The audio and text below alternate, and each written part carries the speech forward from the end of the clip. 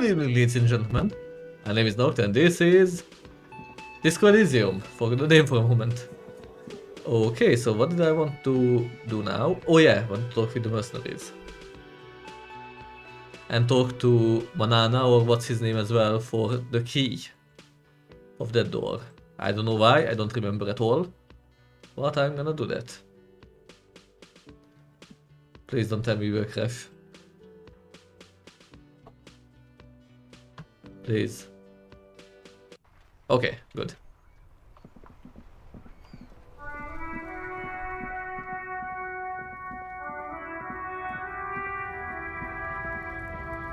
I'm gonna buy some healing if I can. There are no roses in the window. Those aren't the flowers that were left for class chair. Is this about the questions again? Because I don't really know anything.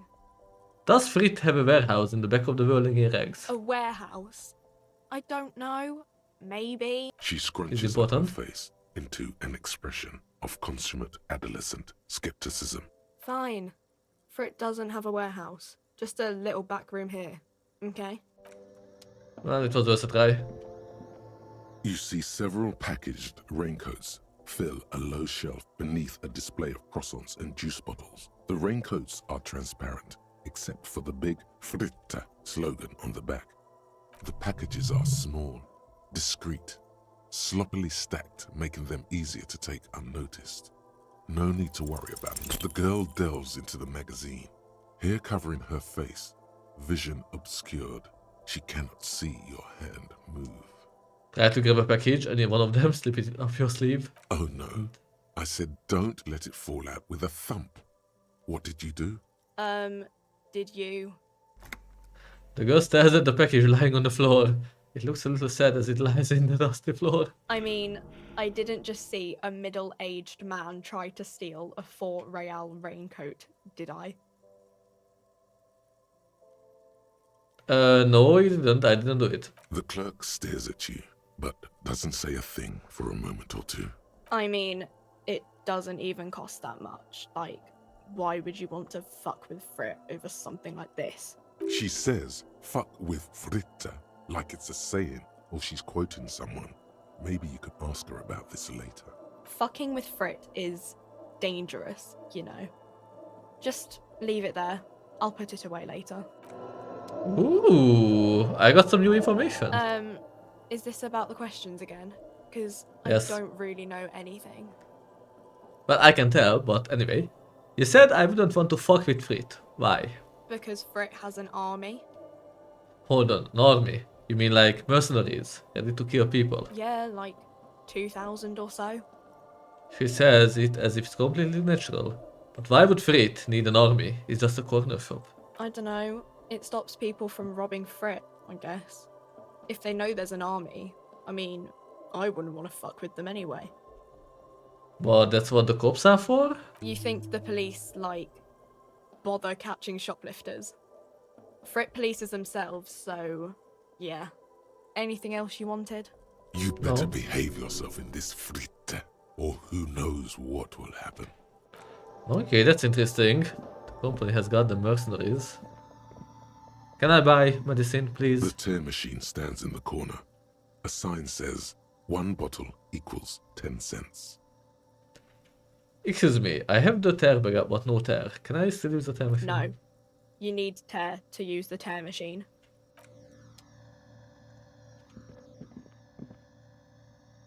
To the left of the croissant, I don't really remember how to buy medicine. Oh, there. a small cabinet on the wall is filled with various medicine bottles. Damn it. Don't have the money. Okay. Let's just go and talk to the mercenary then. There. Do you smell that? Smell what? Can you not detect that inimitable whiff of dissatisfaction and restlessness? That sense that the world is in need of dramatic, even violent reordering? Close your eyes and take a deep breath. Can you smell it now? You inhale. The cilia along your olfactory epithelium tingle with excitement as they sift through the swirling morass of industrial odors. First, come the smells of the agitated strikebreakers, layers of body oil and sweat, over-buttered meals pulled from bake-like lunch pails, the biting stench of lye soap. And then there's the slowly oxidizing metal gates, the scent of stale grease emanating from every crack. In a word, exactly what you would expect to find at any harbor in the industrialized world. Okay. Nonsense. The reek of communism is unmistakable, and it's coming from that railing over there. You mean banana? Yes, now's your chance to establish contact. But be easy about it. Communists have been known to charge when startled. Okay, this will be so stupid. Let's save. Hey, mercenary dude. Right to work! Right to work! Shame on you! Are you a mercenary hired by Wild Pines? Hell no. I'm just an honest scab. I won't have talk like that around here. You understand? His neck muscles tense up. The veins on his neck bulge. Be careful, he's holding it deep in, but there are things in there you don't want to meet. It just has to be said, that was not a convincing line. Say very quietly.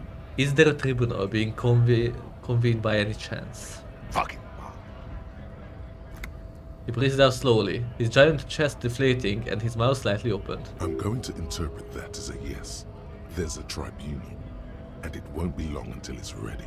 How about you fuck off now, huh? Okay. The man's breathing steadies, but his eyes are still narrow. Slowly, he's trying to get his right-to-work dance back on.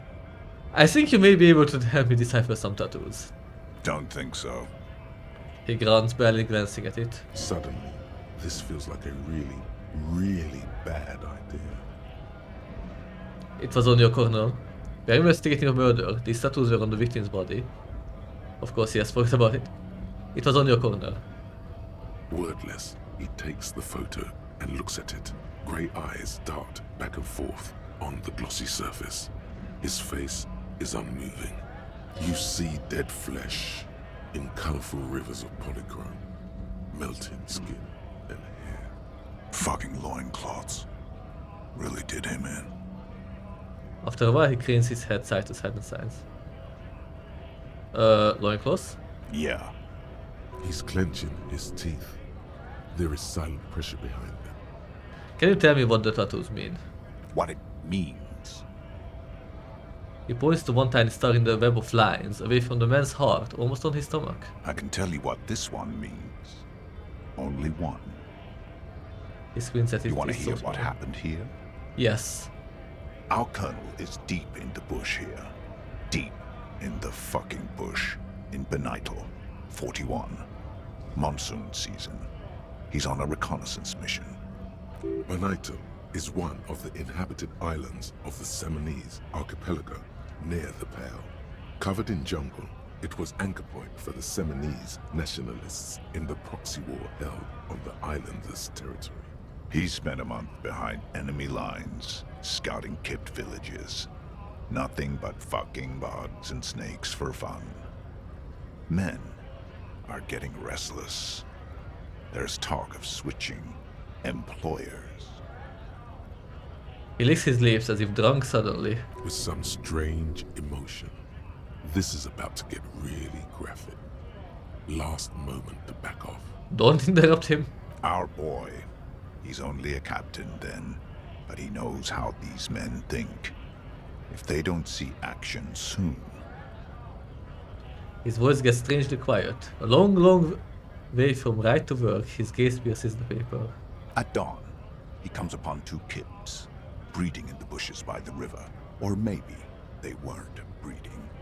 Maybe they were just making eyes at each other. I like to think they were breeding. We shot the boy.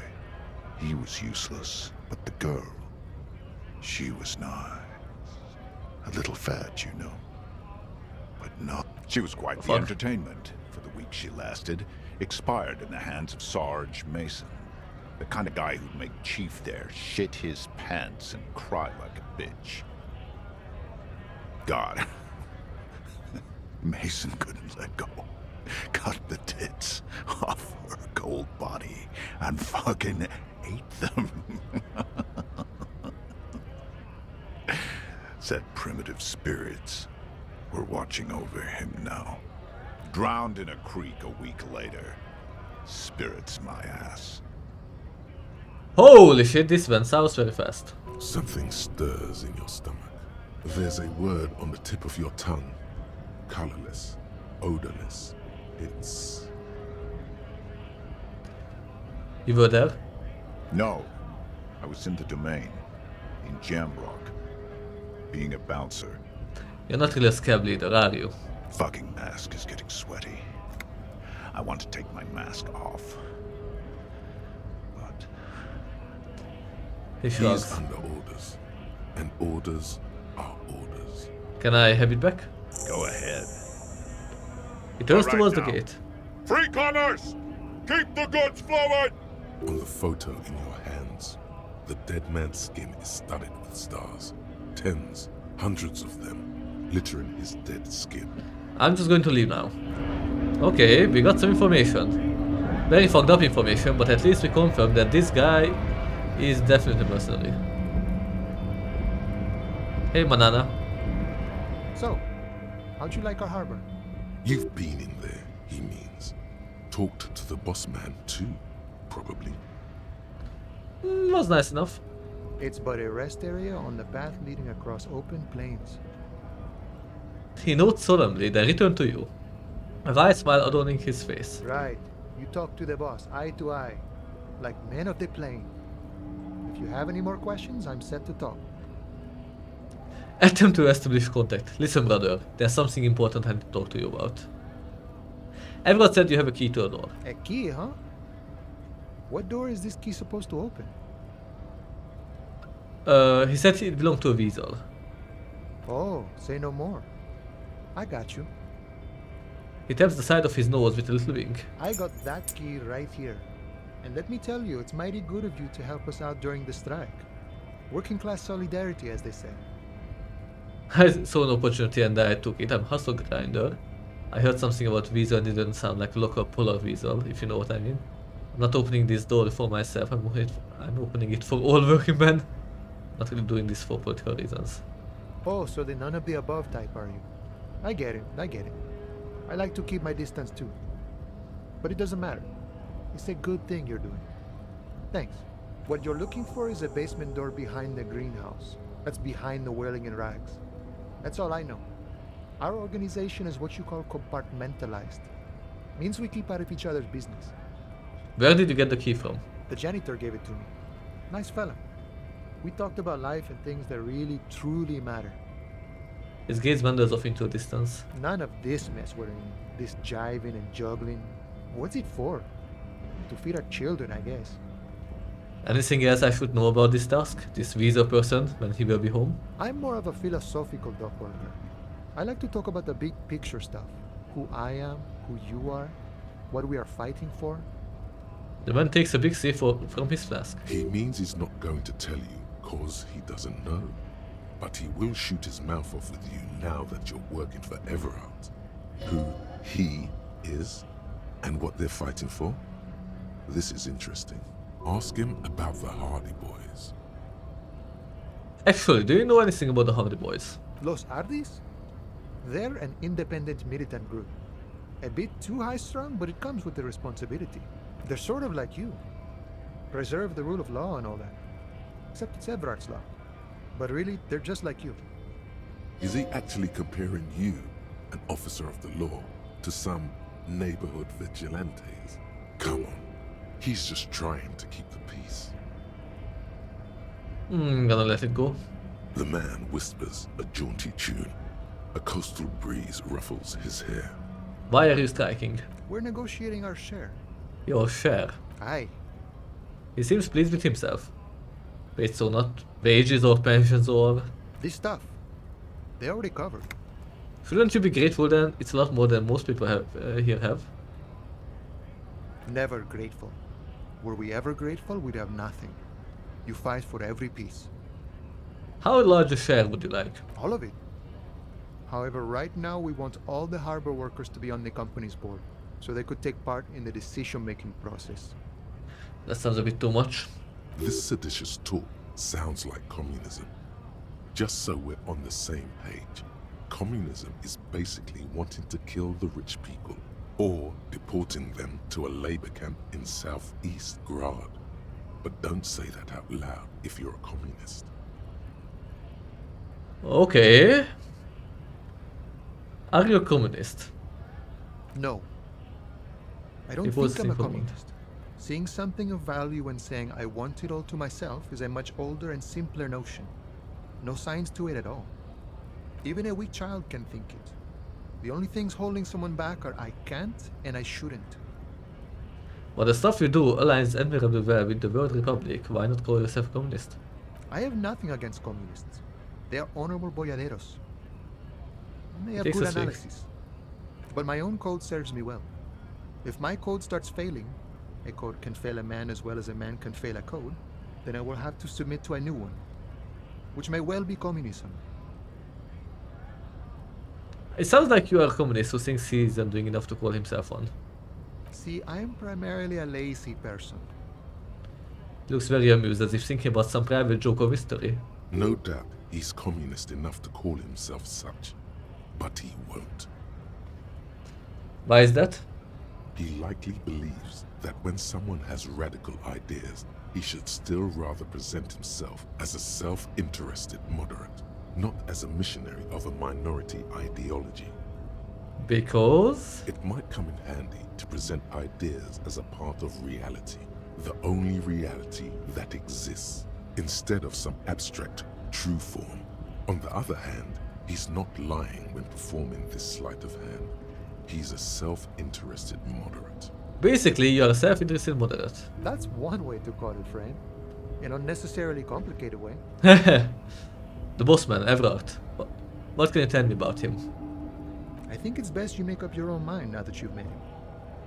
In my eyes, he is a capable organizer and a decent businessman. But what does boss in the union entail anyway? I guess you kind of get to be the village chief. He oversees the harbor, makes deals with the owners or other relevant parties, watches out for his own. You mean corruption? By heavens, why would he not be corrupt? We live in a harsh and disordered world, see? And in this world, the old man is corrupt for our benefit, and we know it. Appreciate it even. He is, personally, not too lavish. That does seem lavish to me. He is reasonably lavish, sure. That's his prerogative. It's not like you want a saintly demeanor on a corrupt motherfucker. That would be a manipulative illusion. Besides, there are no non-corrupt systems in the world anyway. And moralism is the most corrupt of them all. Not you, you would like to say. But then there's that weasel door. This man has political theory, and it has not failed him today. You seem to have spent a lot of time thinking about the political situation. Sure, I've had the necessary free time. Fortunately, there's always time. Okay. The look in his brown eyes conjures up an understanding. For him, having command of his time is the most important thing. It all comes together now. The way he speaks about scabs, his general attitude. He's a follower of a 500-year-old Franco-Nigerian Boyadero code, itself an appropriation of Vespertine cool, that of a noble peasant or a traveling herdsman. True to yourself, independent in your actions, loyal to your friends. Maybe I'm a boiderero. No, I could. no. The man sits on the railing, his hands reaching far and wide. Yet it feels as if he could, effortlessly, go even wider, if need be. An endless torrent of time. Any idea who killed the hangman? The mercenary, eh? Who He could have shrugs. killed him? That's indeed the question. Why even do such a thing? He shakes his head solemnly. The Merc was hanged with a very specific type of cargo belt, one often used in heavy transport areas, for example, harbors. What a thought! Why would noble workers resort to such a thing? Unless they were pushed, of course. How? Your dead guy was an enemy combatant. And what does that mean? He was an agent of the opposition, attempting to undermine our honorable efforts. And did you kill him? I ain't the murdering type, but that's just me. Large organizations like our union have all sorts of men, with all sorts of skills. He's not lying about not doing it himself. Yeah, I can't see him as the killer. He means a more violent faction could easily take care of such a thing. Thank you, this has been of limited use. No problem. I wish the best to you in your search. Sure, I'm glad it's not my search. He takes a sip from his flask. Attempt to establish contact. Listen, brother, there's something important I need to talk to you about. What's that, boy, yeah? He tilts his head slightly. Now's your chance. Remember, communists are notoriously skittish, so it's best to insinuate your way in. I'm looking for some people who know how to really grind the sausage, if you know what I mean. Okay, this sounds like I'm just opening a gay bar. It involves our mutual friend Kras. Put your hands next to your head and curl your fingers like deer antlers. I'm investigating a peculiar smell, one with revolutionary implications. I'm looking for a secret couple of more people.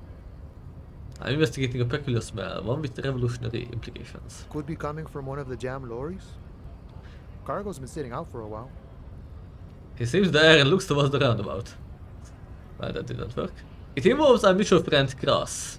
Don't think I've ever met a Kras personally. Then again, I've never been to Grad. He narrows one eye at you. Okay, maybe it's time to abandon the subtle approach. What I'm trying to say is, I'm looking for communists. You know any? Ah, now I see. Can't say I'm surprised. You seem to take your communism seriously. Not a bad thing, mind you.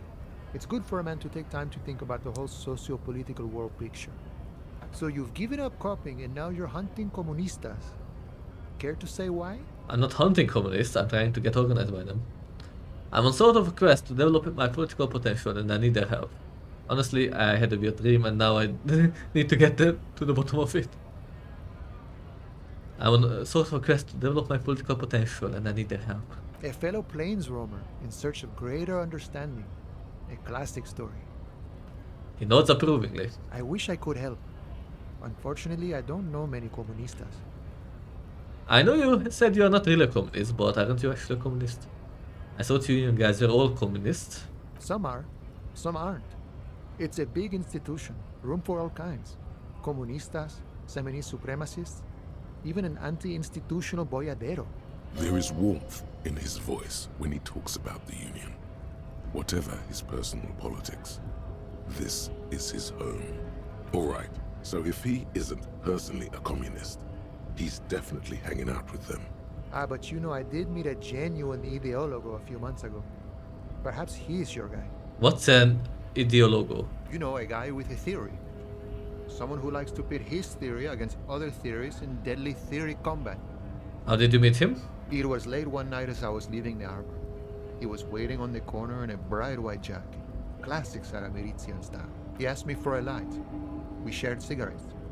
Then he asked me if I ever thought about getting into some of the extra physical branches of communism. Hang on, what does that mean? The extra physical branches of communism? No idea. I took it to mean he was asking me to join some sort of underground cell. A very More old people. school organizing technique. The sort of thing comunistas used to do before the revolution. What did you tell him? The same thing I always tell people who try to press some claim on me. I said, every boyadero rides alone. Okay, how do I find this guy? I couldn't tell you. Once I declined his offer, we finished our cigarettes and he disappeared back into the night. Just before he melted into the shadows, he turned to me and said, "Remember Dobrava and Abadanais." And then he was gone. Who are Dobrevo and Abanais? I don't know. Guess not everyone remembers. A tight half smile crosses his face. What do you think it means? Been wondering about that myself. Some comunista inside talk with me. Not meant for the wider public. They love that kind of thing. You'd have to ask someone who knows this ideologo personally. I have to say though, sounds like you found yourself a proper hunt. The man whispers a jaunty tune. A coastal breeze ruffles his hair. Good talking to you. Gotta run. I still like him. He's a pleasant guy to be around.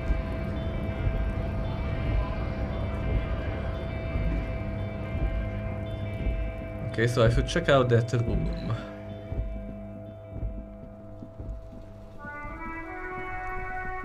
I think I need to go this way to reach it. Can I talk to the mother about the girl? Hello again, esteemed officer, and welcome to Crime, Romance, and Biographies of Famous People. I'm looking for a book about cockatoos. A book about cockatoos? There should be one upstairs, right next to the shelf of biographies. All the pressure has made Annette really anxious. You know, she's been chewing her nails. God, I've told her not to do that. It's disgusting. And I told you to mind your own business. Clearly, you have no idea how hard it is to raise a girl in this economy. This economy is a mysterious force, like cosmic weather, mysterious and harsh. I don't think she can do anything about it. She can, if she has enough willpower. This is what's called growing pains. Life isn't easy. Life doesn't give breaks. What you're doing is wrong. Even I know that and I usually don't know anything. That is true, and obviously the will of the market, but maybe make an exception for your daughter. Yeah, actually, it's super alright for kids to chew their hands off. Forget I said anything. What you're doing is wrong, yeah. She stands stiff and severe, silently fuming. 10 or so seconds pass without change. She's looking for one, but there simply aren't any good arguments for being an asshole. Oh no. Hold on. I need to invite her inside and apologize. She must be freezing out there. There. I don't know what to say to you. My husband, he tries to teach me business lessons. I have what my mother called a dull mind. All this stress. She stops, but her mouth keeps moving. It sounds like both the husband and the mother treat her the way she treats Annette. You are like Annette to your husband and your mother. Oh, well, my mother was horrible, of course. Absolutely perverse energies around that person. But my husband... She shakes her head. My husband is completely different, of course. Is this husband Annette's father? Yes, my husband is a successful entrepreneur east of the river. If only he were more involved in the business we're running up here. No matter. Soon we'll both be off for Grand Couronne. What's that? It's a proper place to live. One of the most peaceful neighbourhoods east of Jamrock. You may know it for its massive housing projects. Most of the buildings are empty at the moment. It's a great opportunity to get ahead of the crowds. Better times ahead for sure. And your husband's also involved with the bookstore. He made the initial investment. Since then, he's been what you might call a silent partner. Super silent, almost inaudibly so. Is she an only child? Yes, I'm afraid so. A real treat she is. It would be nice if she had... No, we couldn't have afforded more children, really. Not in this economy. Of course, yes, this economy. Exactly. She agrees wholeheartedly. She told me she doesn't go to school anymore. She's been too busy helping me here. So she studied at home this trimester. This is a temporary solution, of course. Pleasance nods. I assure you, I of all people understand the importance of education. She will be back in school the moment the store takes off. And hell freezes over? Never mind. It's not a good topic to get into. Alright, I had something else in mind. The woman looks aloof. Her features much softer. Occasionally she glances at her daughter's silhouette. Farewell for now, book peddler. Hey Annette. I'm sorry, sir. I can't talk right now. I'm very busy with my homework. I have so much homework now. You just can't win. Out of the rain and into the gutter. What are you doing now? Math. It's really difficult. Like, really. They say you need it to get rich. Better than standing outside in the cold, I guess. Oh, I found something while you were away. What is it? I thought this would fit you. Like, thanks for helping out. Not me. The city, I mean. Like a detective does. She gives you a hat, almost exactly like the one Dick Mullen wears on the covers. Wait, where did you get it? Just what Dick Mullen would ask. I got it from behind the curtains. I'm not really supposed to go there. It's a fedora. Maybe. It's the hat Dick Mullen wears all the time. He'll look way more serious with that. Right, I have to get back to my homework now, before Mum notices. Man, this is hard. She looks back at the infernal scribbling under her nose. What are you missing here? Why does this feel familiar? Because you know each other. She's been talking to you so openly because you've talked before. Hang on, so you know me? We have met before. Yes, I used to stand out there all the time, before Mother told me to focus on my homework. You've been running around all week without your shirt on, sir, apologising to everyone. I don't really understand what you've done wrong. Did I ever talk to you? Of course, you've stopped by a few times. You certainly look better than the last time I saw you. That's good. Thanks, I'm trying. Yeah, I can see. You don't have party eyes anymore. Party eyes? You know, like a cat in the dark, all big and wide-eyed. It certainly looks odd on a man. The swiveling eyes of a loony drug addict. That is what she meant. You were probably gurning too. Good thing she didn't say party eyes loud. Her mother's nearby. Fuck yeah. You should get some party eyes right now. Snap those sequins on you, boy. Does that mean I have been partaking in narcotics? Oh baby, that's not what you have to worry about. Worry about the important thing. So why didn't you tell me you knew me to begin with? I didn't know I had to do that. She looks puzzled. I don't like this detective deduction game anymore. Thanks, I learned something about myself today. I'm glad I could help you, sir. She smiles a wide, helpful smile. Okay, bye. See you around, Annette. I'm very glad that I managed to make her life better. Ooh, encyclopedia. Okay. This is coming together. Yeah, better than the orange bomb hat, for sure. Yes. This is perfect. Anyway, that was all for this episode. Thank you for watching, and we'll continue from here next time. Bye.